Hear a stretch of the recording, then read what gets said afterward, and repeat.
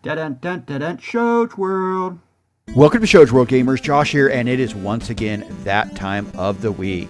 That's right, as this week draws to a close, I wanted to take a moment to look at a few of the biggest video game news stories that we got this week.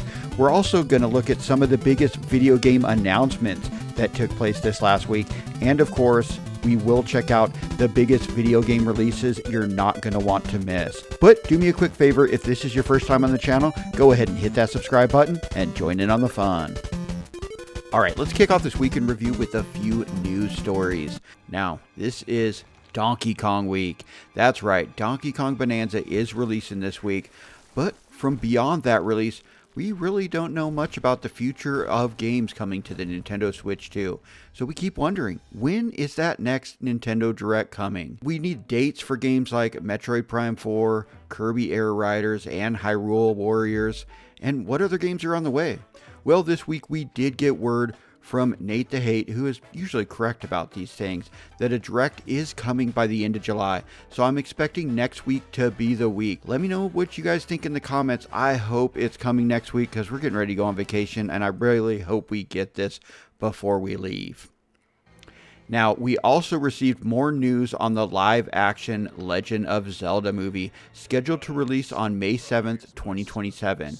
In an official announcement from Nintendo on the Nintendo Today app, we finally received casting announcements that Bo Bragason will be playing Princess Zelda and Benjamin Evan Ainsworth will be playing Link. I like that they went with some lesser known actors and that they are young instead of adult Link and Zelda. I'm more excited about this film being, younger versions of the characters than adult versions of the characters. I think it'll just play a little bit better. But the big question now is who will be playing Ganon?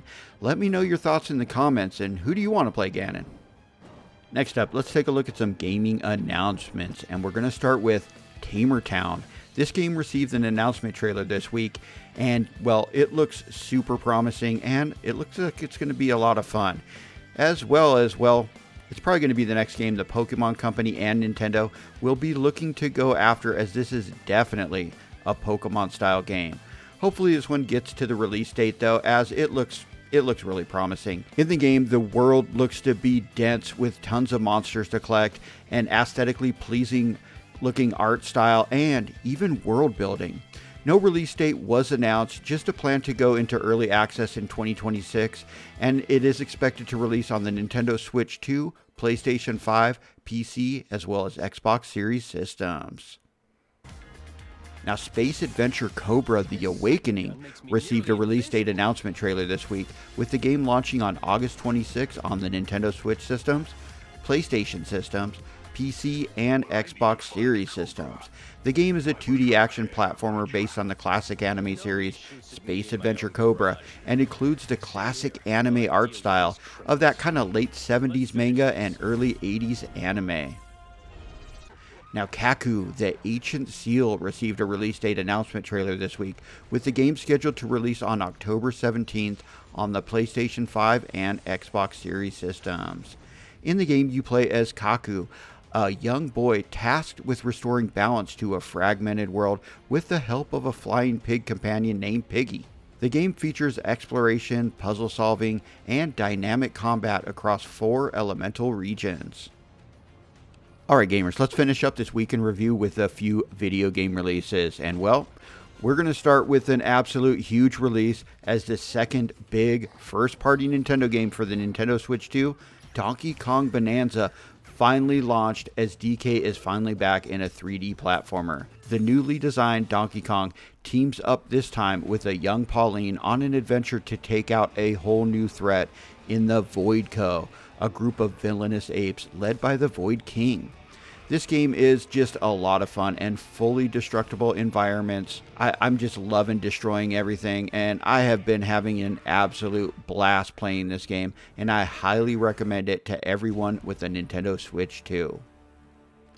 Also, Shadow Labyrinth released this week on the Nintendo Switch 1, Nintendo Switch 2, PlayStation 5, PC, and Xbox Series systems. The game is a 2D action-adventure Metroidvania-style game that is explained as a reimagining of the classic Pac-Man. If you watched the Pac-Man secret level episode on Amazon Prime, you will be familiar with the world of Shadow Labyrinth. If you missed, I suggest checking it out. And as for this game, I think it looks interesting, and as a longtime fan of Pac-Man, I'm looking forward to checking out this game. Now, Back to the Dawn announced its full release as it ends early access, and then just days later it launched, making it available right now on the Xbox Series systems as well as PC.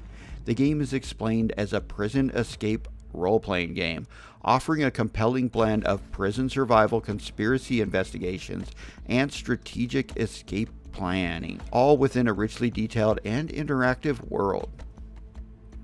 Now, Dungeons & Dragons Neverwinter Night 2 Enhanced Edition also released this week on the Nintendo Switch systems, the PlayStation 5, PC, and Xbox Series systems.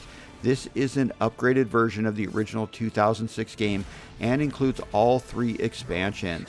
The game also allows crossplay between all versions, so you can party up and jump into this classic role-playing game.